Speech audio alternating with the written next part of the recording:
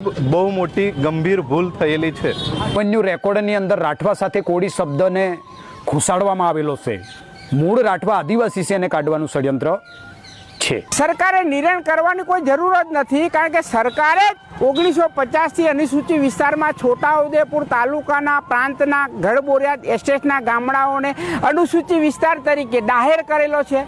અને વખતો વખત સરકારના ઠરાવો છે, 21/82નો ઠરાવ છે, 30/70નો ઠરાવ છે, વસ્તી ગણતરી હોય કે ચૂંટણીઓ આવતી હોય એમાં પણ દરેક પુરાવામાં આધાર કાર્ડ, ચૂંટણી કાર્ડ, રેશન કાર્ડ બધામાં જ રાઠવા લખેલું છે, સરકારના જ પુરાવા છે।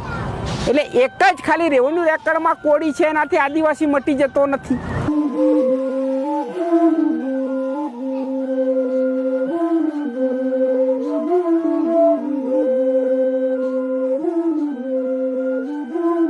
દૂર કરો, દૂર કરો, દૂર કરો, કોળી શબ્દ દૂર કરો।